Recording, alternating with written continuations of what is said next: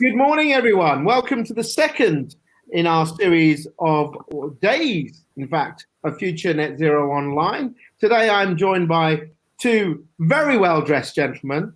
One slightly more well-dressed than the other. That's obviously Hanno.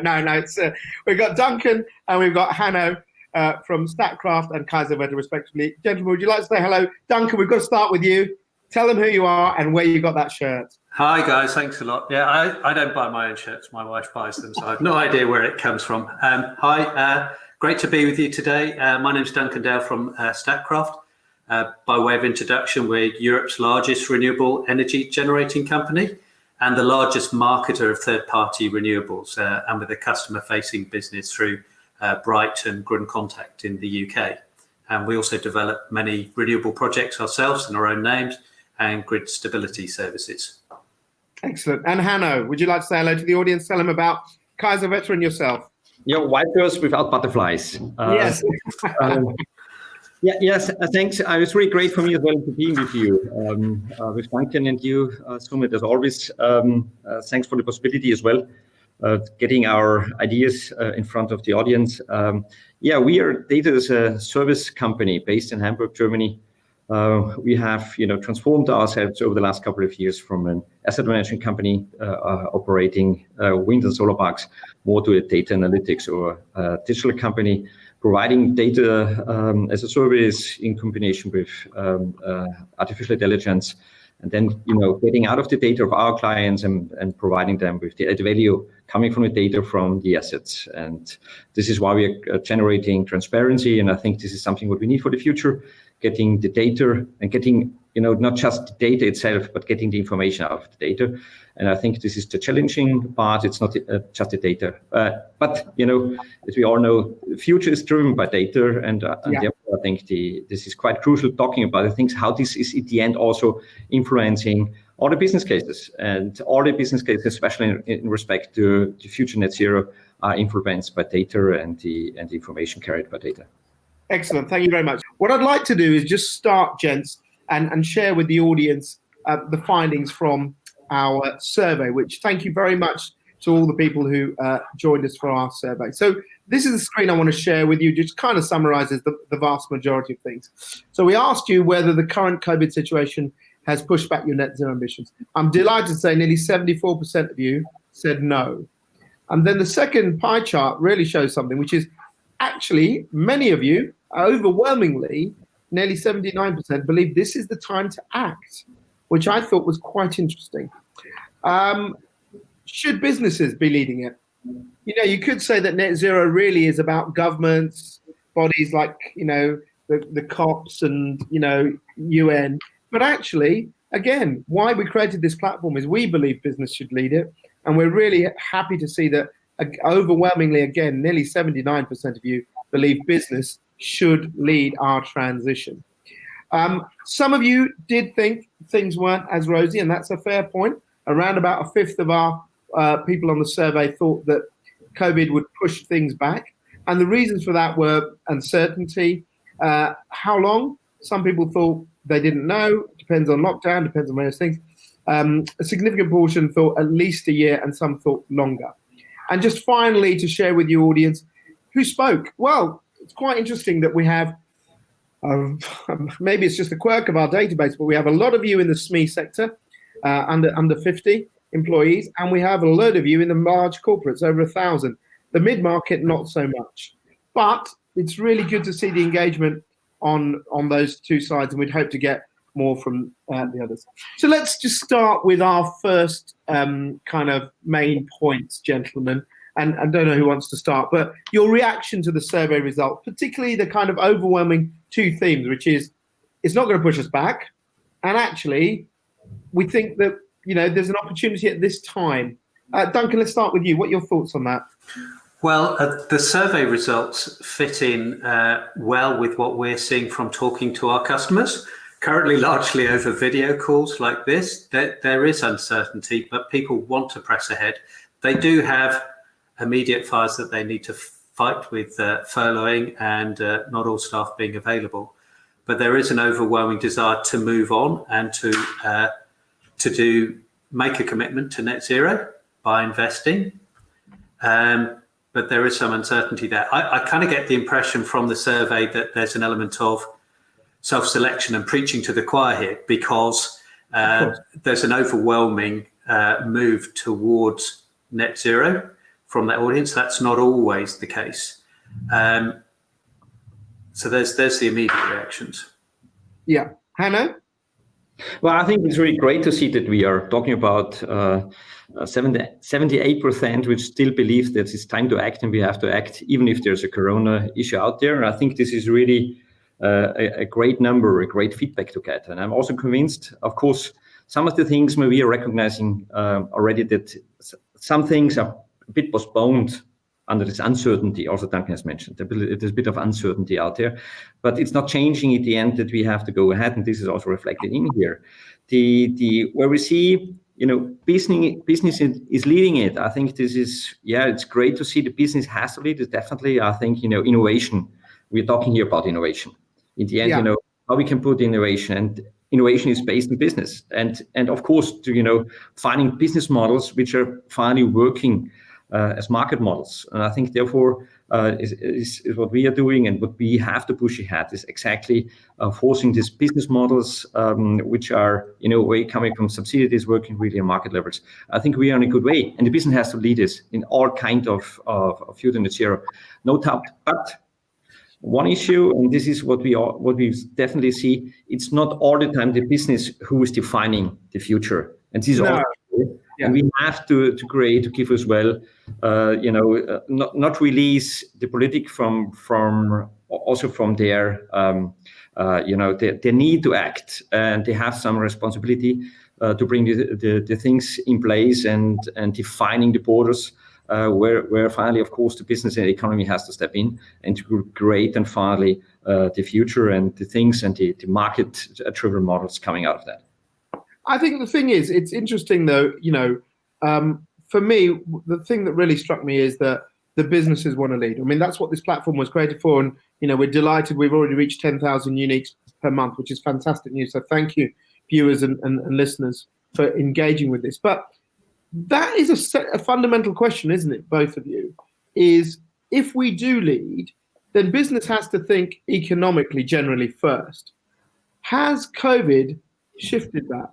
Because one of the things that came out, and if you look at the story, you'll find the conclusion was that there were three things. It's an opportunity at this time. There's obviously a kind of a drive behind it for seeing what we've done, but also a social and economic realization. Do you think, Duncan, that COVID has shown, I wouldn't want to call it altruism, but it does show that actually businesses can act. You've seen lots of things where businesses have helped society, that maybe this could shift a slight change in mindset about, do we do this because it makes business sense, or do we do this because it's morally the right thing to do as well? I think it's both, but I think the big picture is it's the following. Renewable energy is not just a solution to global warming; it's the solution. Yeah.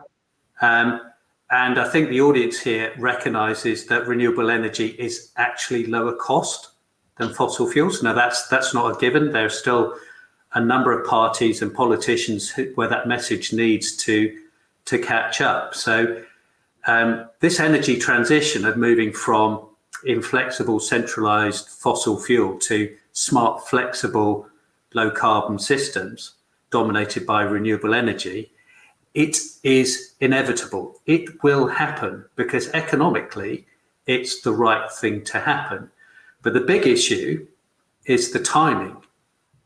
There needs to be a sense of urgency about this, because if we deviate too much from getting to 1.5 degrees warming from the 3 degrees that's happening, if we deviate too far from that, there could be some big changes, such as the Arctic ice melting or the Siberia tundra starting to defrost. So it makes sense for business to do this, but there needs to be a sense of urgency. And the economics all stack up. The cost of transition is probably less than 1% of global GDP, compared to something like 5 to 10% GDP cost of the impact from climate change. So it's all about urgency, really, and we can't be complacent about this. We've probably got about 10 years to get this sorted out. That's what the United Intergovernmental Policy on Climate Change is saying, the panel on climate change. 10 years to get this sorted out. And unfortunately, that's coincided with this COVID crisis, where some parties are maybe starting to think short term instead of long term. So there's, it's not great timing, really. Well, what are you doing at Statkraft? What are you doing to enable net zero right now? And what are you doing adapting to what's happened with coronavirus? Well, there's quite a long list, actually. So keep it short. So I apologise for that. But I mean, the reason it's a long list is really our mission. Why we're here is to help customers get to net zero, and also directly ourselves, we're building renewable projects. We've got a target of 6 gigawatts of wind and 2 gigawatts of solar, and we're doing grid support. But so what we're doing specifically with customers is we're providing rooftop solar projects to parties where we pay for it, and it's off the customer's balance sheet, and it solves the landlord lease issue. So they make an immediate saving year on year because it's much cheaper to have electricity generated locally. So it makes very significant savings, and they don't have to pay anything. Why wouldn't you do that? So that's one thing. We've created a zero carbon one-stop shop by providing selling zero carbon 100% renewable energy to customers through Bright, our retail arm, where we monitor the energy that's being used and advise on creating flexibility and solar around that. And then electric vehicles through Green Contact, which then you need some grid support. So you need the batteries. So one-stop shop.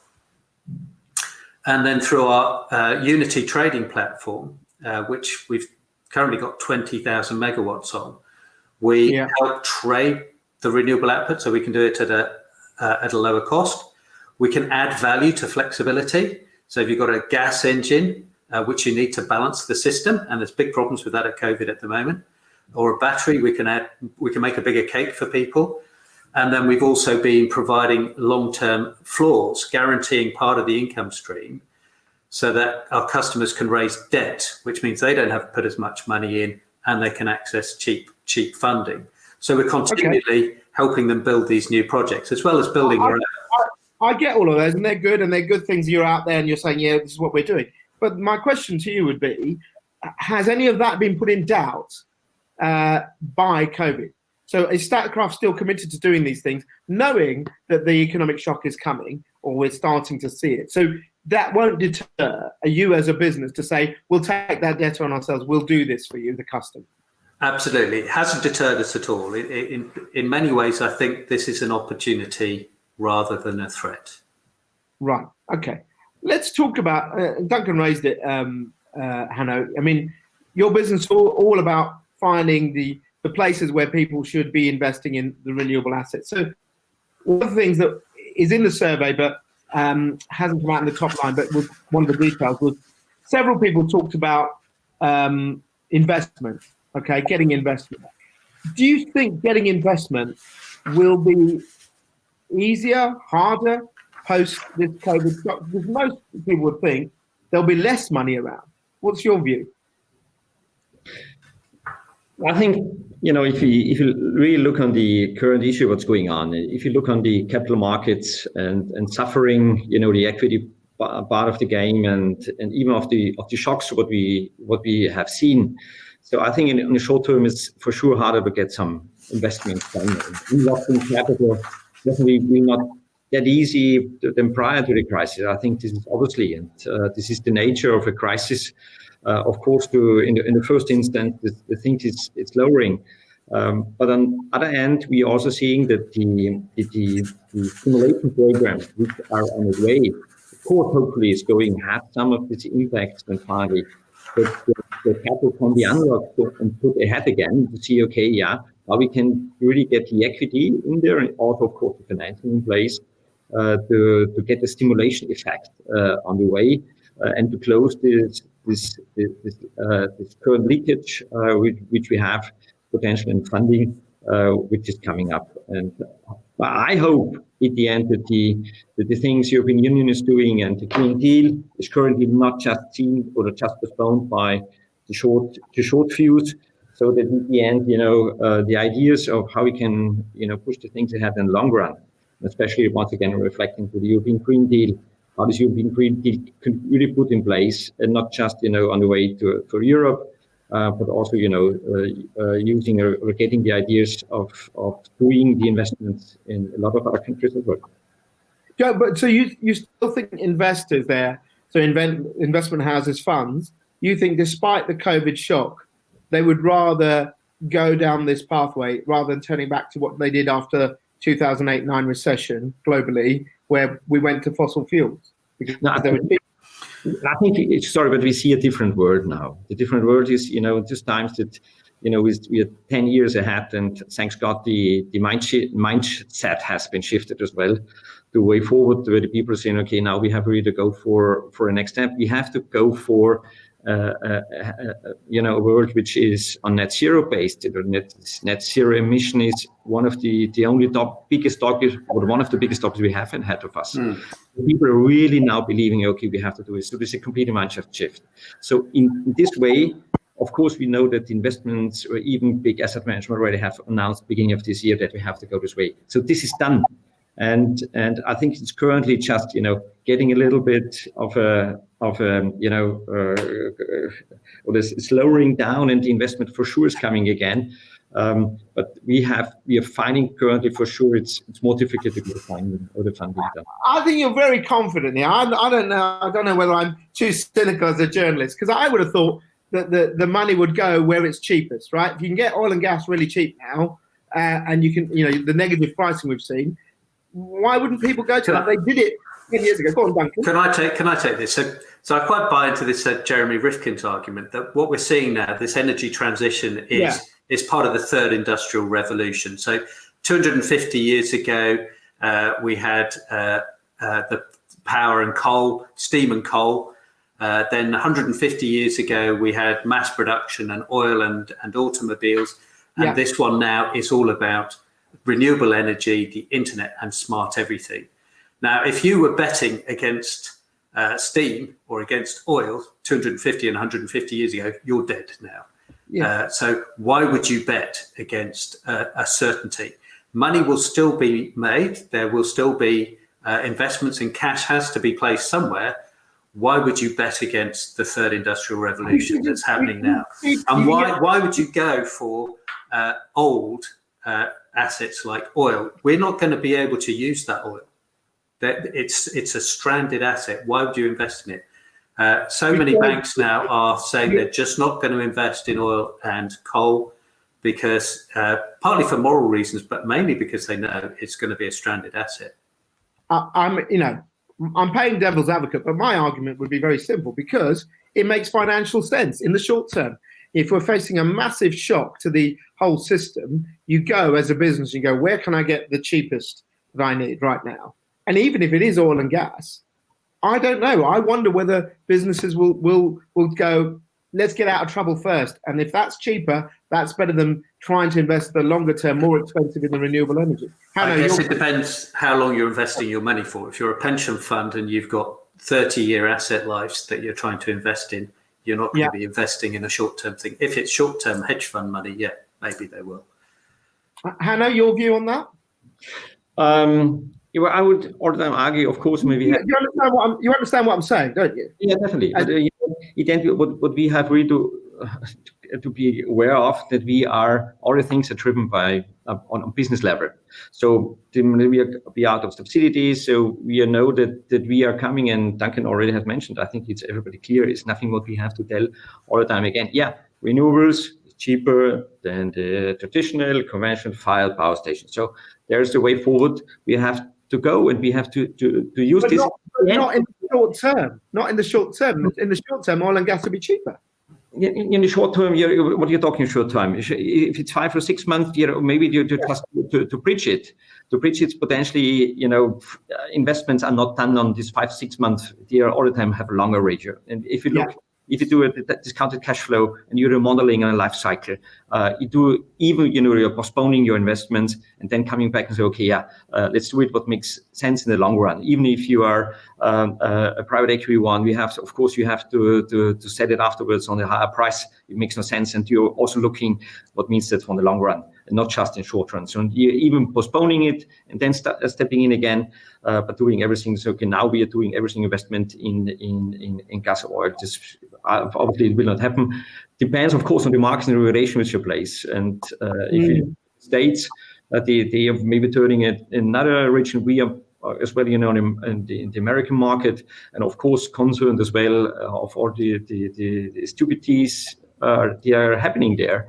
And all this new regulation put in place as well by the president, which is very questionable. But this is then another world, and then we have to see, okay, what is the rest of the world doing? And we just have now to talk to the rest of the world. Well, this is interesting because I spoke to during the series we've been doing over this lockdown. We've been speaking to people from around the world on the internet, and I spoke to a guy in America who said the ambition is obviously state-based, right? Each state has a different thing, but overall, their thinking is very different to us here in Europe, right? Their thinking is go where the money is, and the money right now is still in oil and gas, and it's cheap. So, what do you think if we're operating global markets and the US does a shift back under Trump towards this? Do you think, both of you, that this would affect your capital markets where you're going to try and get the investments, or do you think we'll end up with a two-world system where Europe is going, we're just going to invest green, and the American market stays in the kind of fossil fuels? Duncan. Well, as Professor Stern said, this is the greatest case of systemic market failure that the world's ever seen. In order to make this work, we have to, there are three countries really that need to work together to make this happen. That's the US, as you pointed out, China, and India. Yeah, that's right. And of course, the current incumbent leader of the US is quite well known for his short-term thinking. He was trying to get votes in the Midwest based on coal, but he got beaten by the fact that you can frack oil and gas at a much lower price. But you can't stand against the tide of the economics. That will really work. The Chinese, on the other hand, very different system. That's true, Communist and state-run. They are really backing renewables. They see it as the future. They are spending more on renewable energy than anyone else. They've got a fantastic solar industry, and building batteries really quickly, and driving centrally for electric vehicles too, if you excuse the pun. So very different systems, but the economics will come through in the end. In the long run, money will go. But the issue is how quickly can we do it? How quickly can we do it? We got 10 years to sort this out, and so we can't be complacent. Let's move on to talk about something else, which obviously is across for both of you. In this new world, right, as we head towards net zero, it's been, I don't like it, but it's been troped out that data is the new oil, right? Data is what it's all about. How big will this data play become for our transition? Having the data, whether it's through smart appliances, the data on the grid itself, the use of data in both generation, usage, the whole play of how we trade even.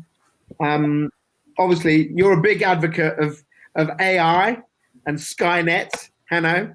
The Terminators that are taking over in your world. But in all seriousness, is data where this will be the way you transition to net zero, is by gathering the data?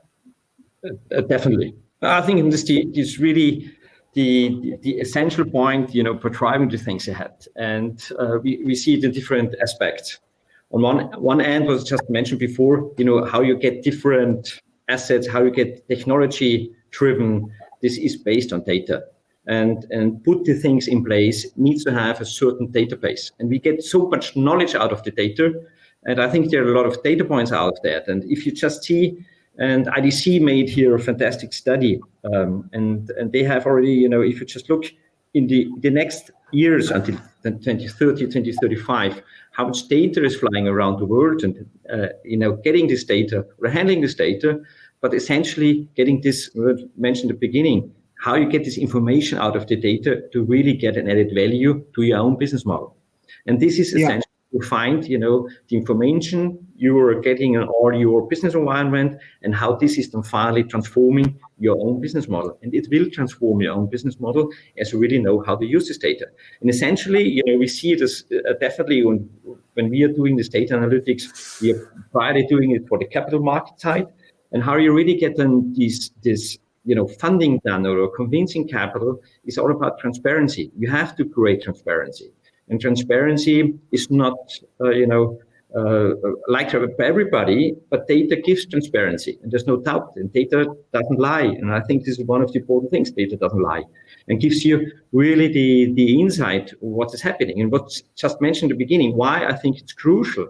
And even if it's net zero emission in energy will be driven by data.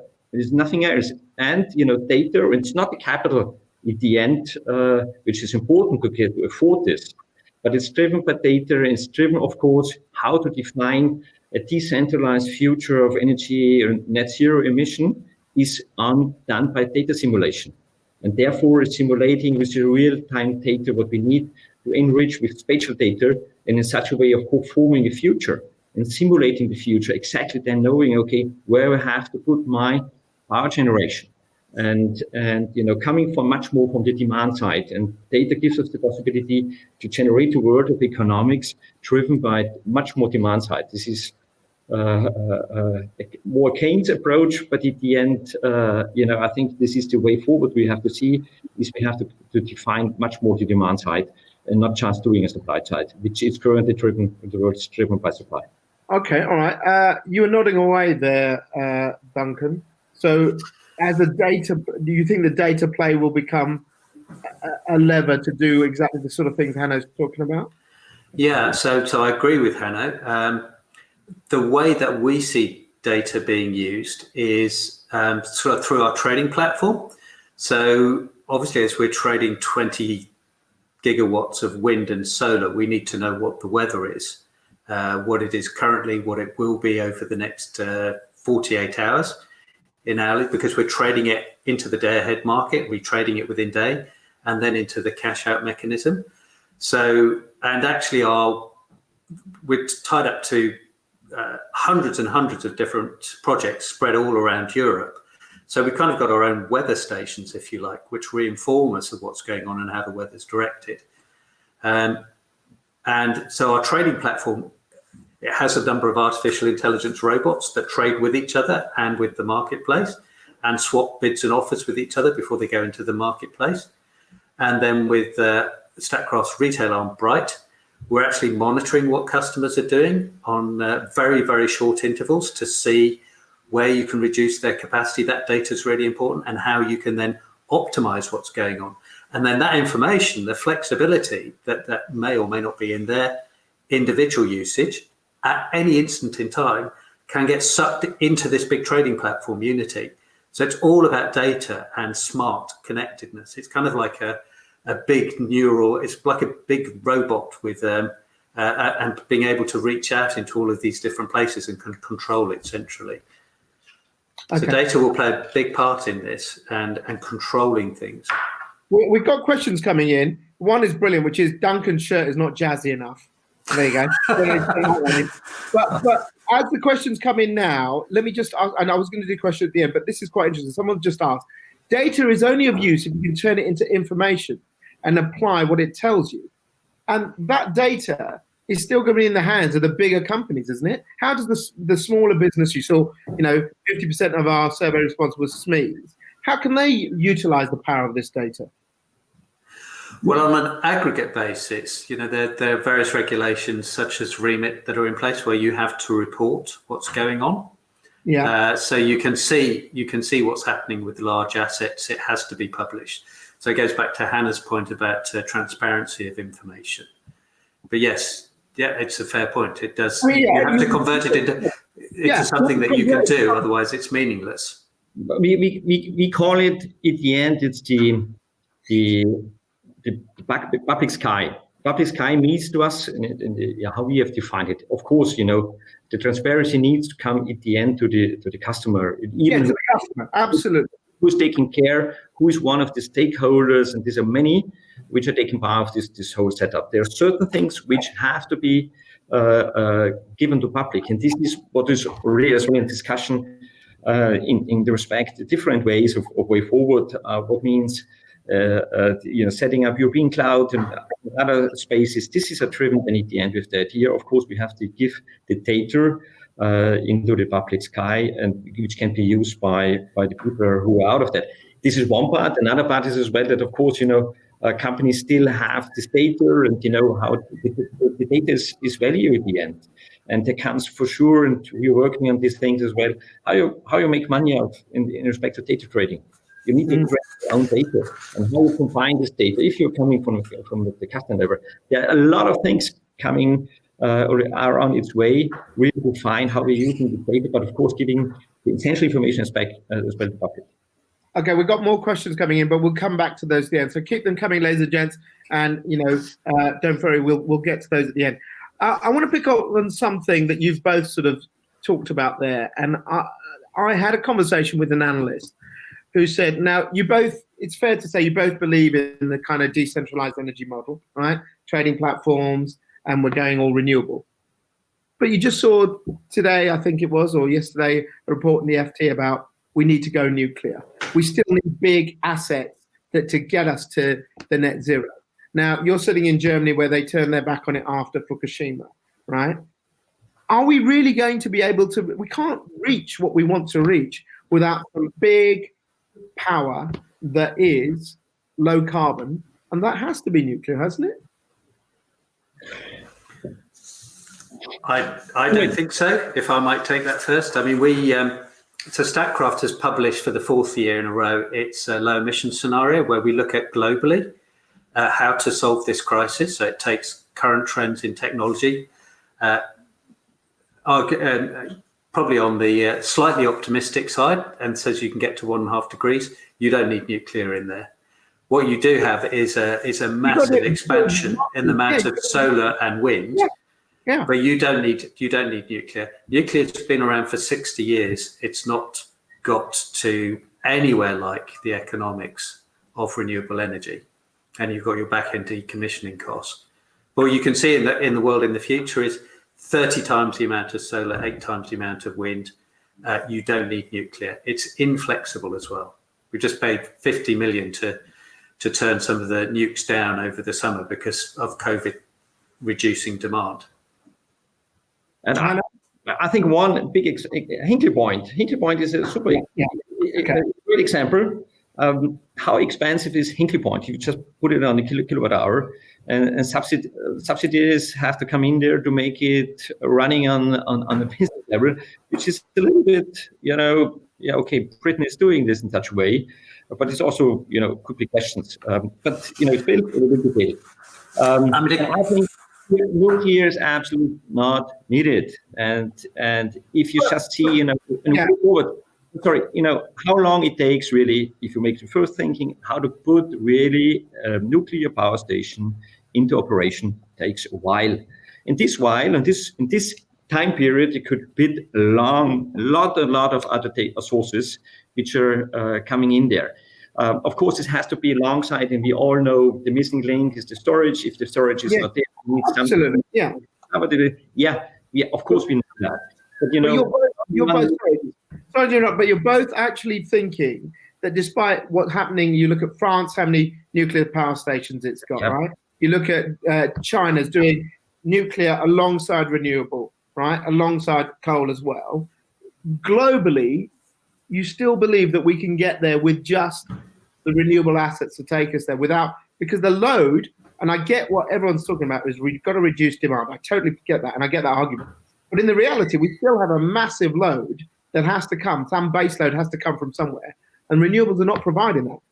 Yeah, but in the end, shouldn't we go now already, for the next future in technology? So how we can do, put hydrogen, put these billions of money into the next future. And this is, of course, one part could be a battery, but a storage. But we need a mixture of technology. The mixture of technology as well in storage, to put this money into hydrogen and get the solved. Of course, then how we can put it back to gas to power. Of course, we need as well, once again, the turbines, you're being out the things, being getting it back. But in the end, I think it's definitely, we have to go for the future in this respect as well. Of course, China is doing that. We all know we have India is also doing it, but they're also going for the coal-fired, which is stupid. This the baseload issue. Therefore, the storage. And therefore, put this money into. I have seen this last year as well in the States. Talking as well with these national labs, and they are already, doing as well a lot of putting a lot of money as well for the next step in respect to the nuclear things. So they're going to put a lot of money to create small nuclear plants, which are up to 10 megawatts. Yeah, modular. Yeah. And then this are more, this more transportable issue where they can put it where it's needed at the end. So this is what states is going in such a way to have more flexible nuclear stations. But at the end, I'm sorry, but I think it's not that needed for the future.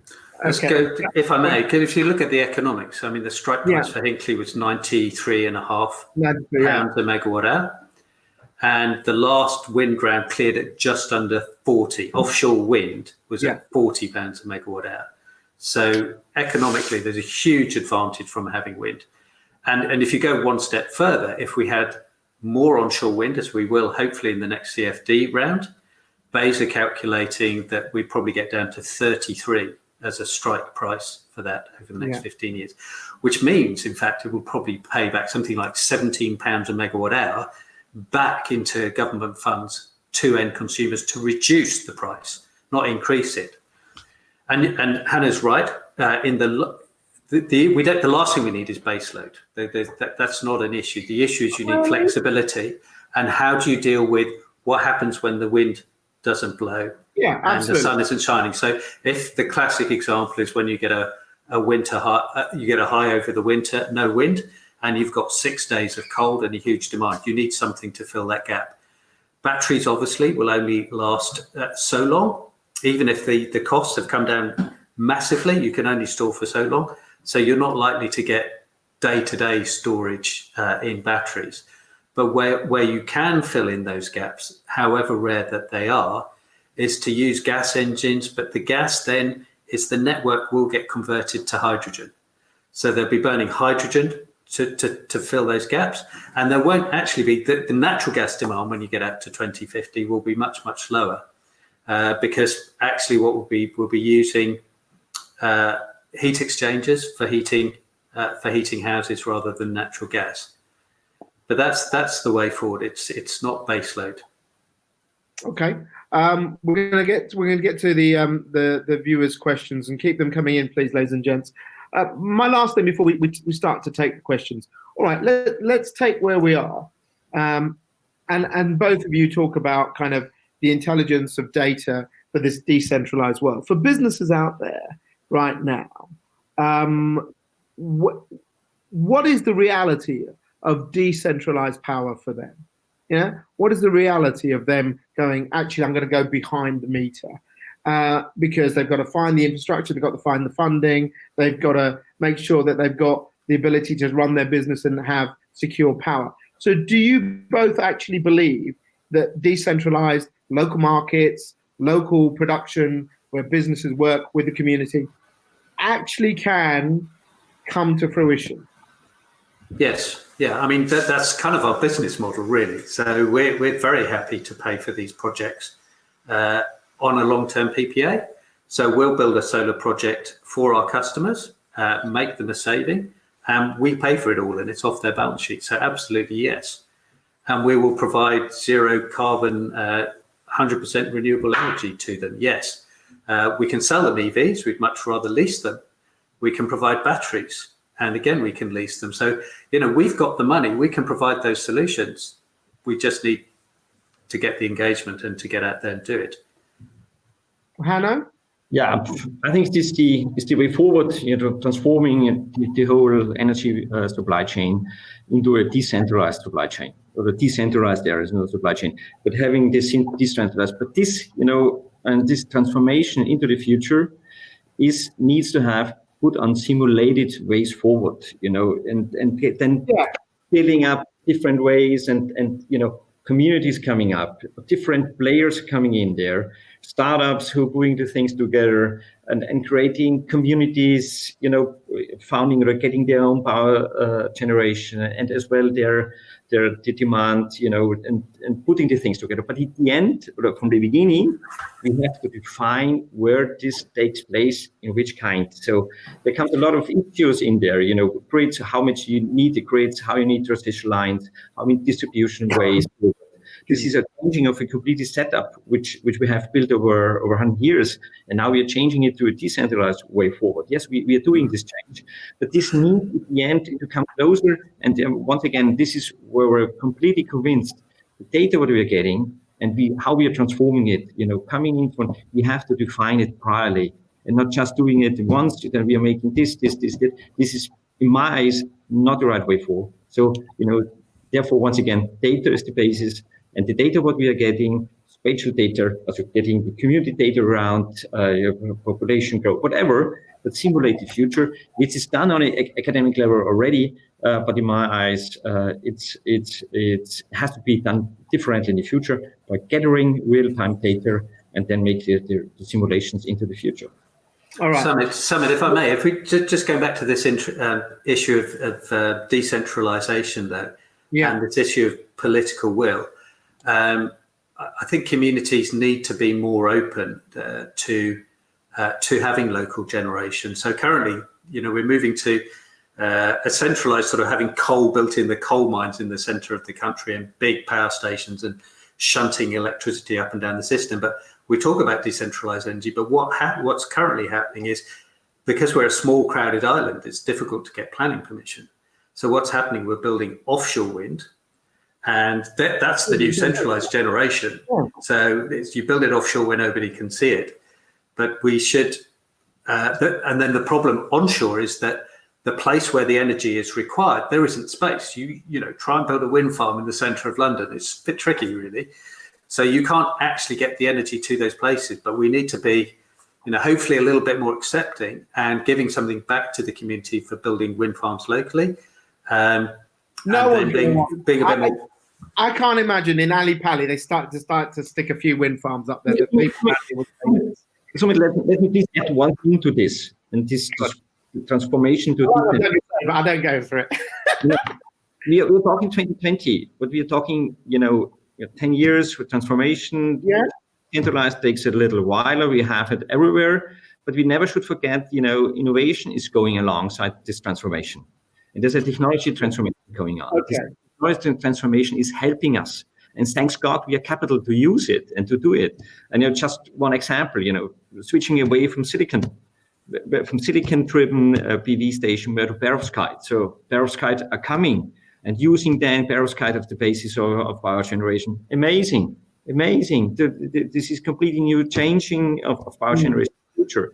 And decentralized will be then will be the technology might be so different that it is accepting for us as the public or businesses that we'll have these sites, because they'll be smaller, all of those things that will make this, because that's the problem, isn't it? That people will always want this stuff to be clean and green, but if you stick a solar panel outside someone's house, that's in my way, or a turbine, they'll go bonkers.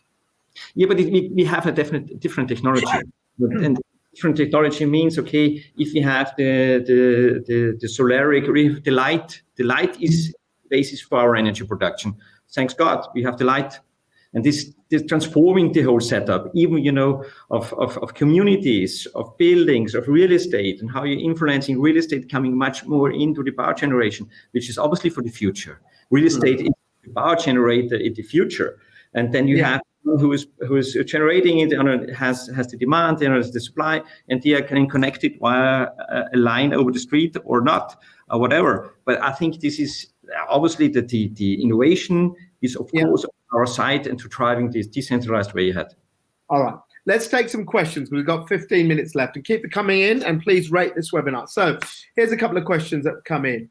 And this is, I kind of sort of agree with this person. But anyway, if you don't have nuclear, how do you handle the whole thing about when there is no renewable? You know, we haven't got the technologies around storage and biomass right now. So what do you answer to that one, gents?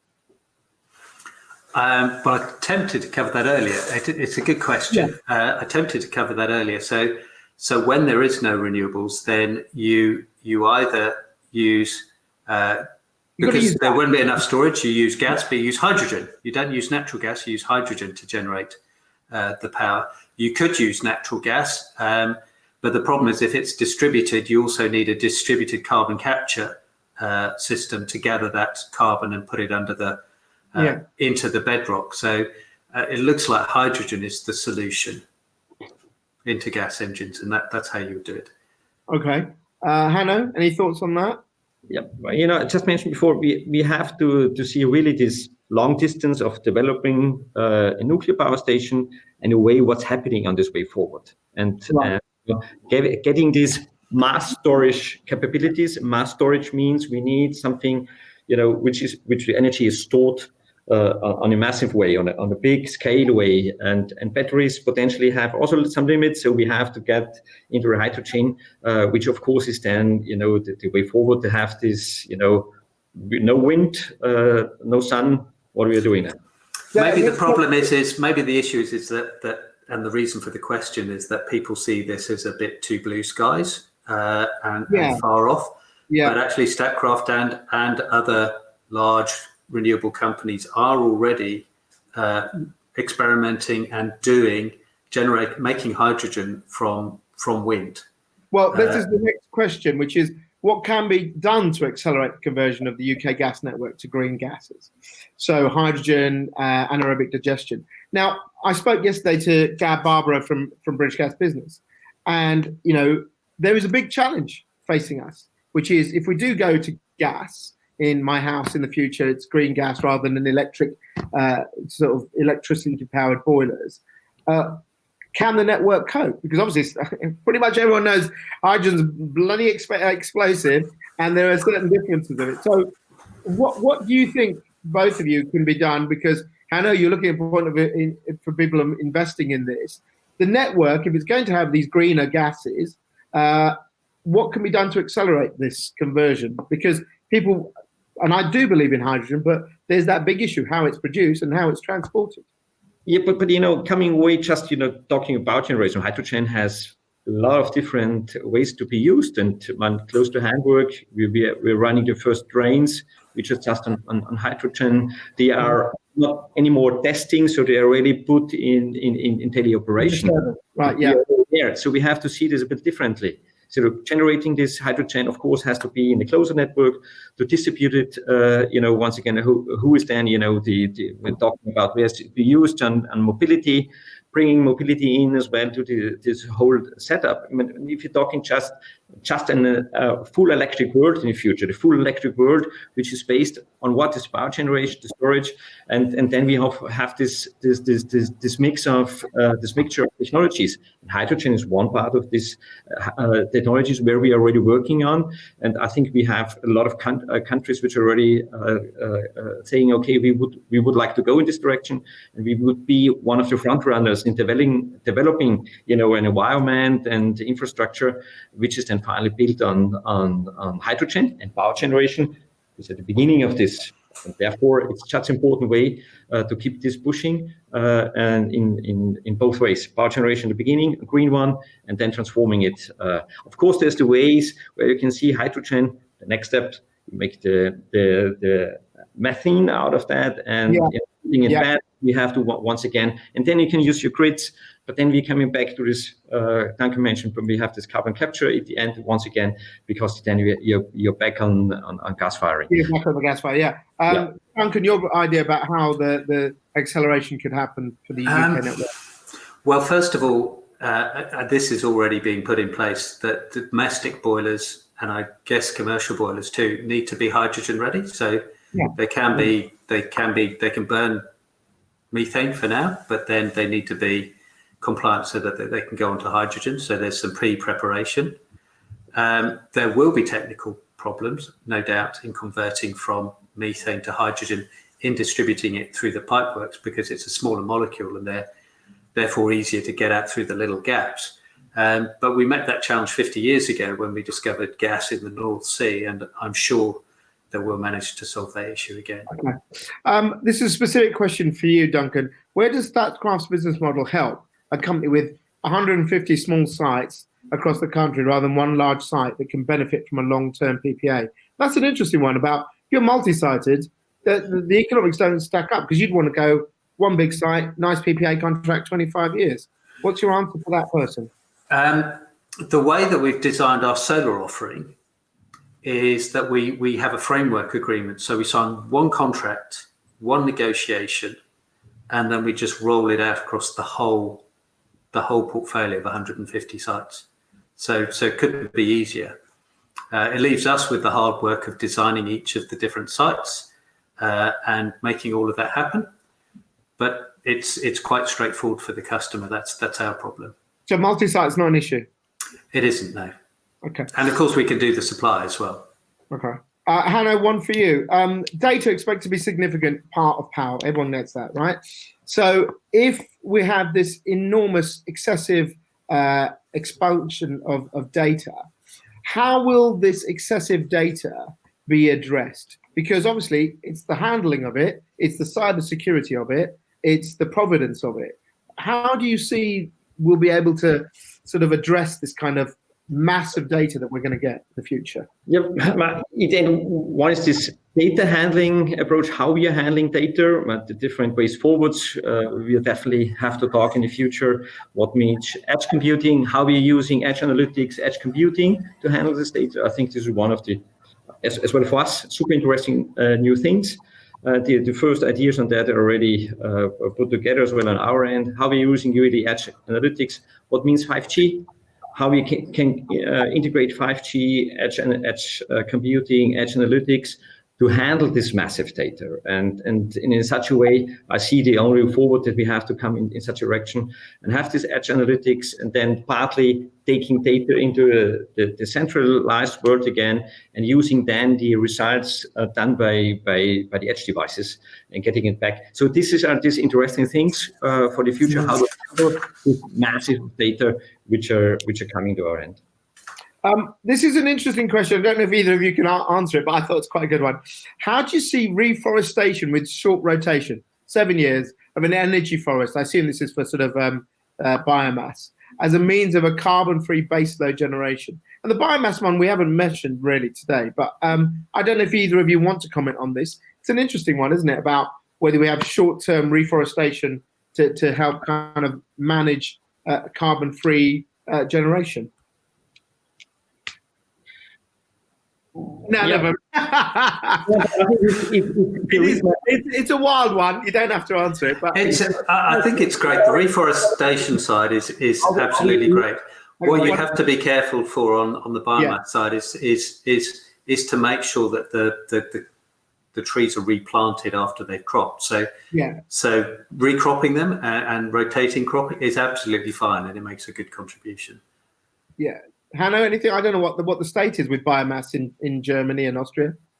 Yeah, but if you just look on the global space, we have more this global approach. It's not just the German approach. Yeah. Of course, we have the biogas and the biomass in place. It's already a question biomass. What is the extract you're talking about? And I think there are concerns which are we're saying, okay, why we are doing this, which is not that useful, it makes no sense, and other things, okay, it makes sense, reforestation, plants, in which extent we can use it, but we never should forget the agricultural impact, what we already have seen, and biomass. I wouldn't agree on everything biomass for the future. No, fair enough. Statkraft is also experimenting with, believe it or not, converting trees into oil. So we have a test plant that we built at Tofte in southern Norway, where we're taking trees and pyrolysing them and converting them into oil. which we hope ultimately could be used in the aero industry. It only took Mother Nature 75 million years to do that. So if you can do that in a slightly short term, we'll take that one. And this will probably be our last question because we've got many more, but we're running out of time. And I think this is quite an interesting one. This person asked, when do you think we'll reach the tipping point and it becomes the norm? And that is the interesting. When will we reach that point where people go, net zero is the norm of where business goes? I think we're really close to it. Really? Yeah. Because of the economics, and I think also our kids buy into this. Yeah. They are, my daughter, my son ask me, what are you doing about this? How are you involved in this? They're genuinely interested. That this is part of the value system that they're growing up with. So I think we're very close to it. So you've got a new generation coming up who are insisting on it, and the economics for us guys who are in the driving seat at the moment, which are driving us towards it. So I think we're really close. I just hope it's close enough. Hanno? I think we are not there. Yeah. We are not there. And I think this is really this poor message out of that all. And thanks, we have some kids on the streets who are pushing the things in it. But if all the parents are ready, of these kids are already on the way forward, what we have to do, I'm doubting it. And I think it's something that we really have to push ahead. The tipping point, I will see it, and we see it in Germany as well. The tipping point, it depends where we're talking. What is the majority of the people talking? Go to other countries, Europe, Eastern Europe. The people are definitely not there. Russia is not there. All not there, and we have. And I think that's the problem, isn't it? We have really to, and this is what we have to do. The tipping point, when everything is coming much faster, we have to realize that the change is coming much faster as we all are thinking. And this is also one of this issue. We all believe, okay, we make a turn 10 years. No, we have even to speed up, gentlemen. It's even coming, even maybe this summer we are recognizing once again, our heads are burning. Yeah, what a surprise. And this in next 3 years, it's maybe hotter than this year. And then we're suddenly recognizing, okay, now it's time to handle. So, and this is really this poor result, or the people we have really to suffer. Our heads has to burn, and the rest has to burn, that the people are really recognizing what's happening. And then it's hopefully not too late. So therefore we have transformed, and therefore we have really to push the things, to keep the things running, and have this mind shift finally really changed, not in the kids' heads, but in the parents' heads. And as we are currently building the future, and we are in a state of building business models, it's not our kids. But we have the responsibility to put this now in place, that our kids have the future. And this is our responsibility, and the kids are kicking our asses. Yeah, my God, you should be a politician. All right, I'm voting for you, Hanno. It's done. I think Hanno's right. I retract I think in Western Europe, we're almost there at the tipping point. But Hanno's right. You go to the rest of the globe, which is much more significant. Yeah, there's further to go. I think we have to have a sort of cascade domino effect. Gentlemen, thank you very much for joining me. I hope you've enjoyed it. Yes, it's been fun.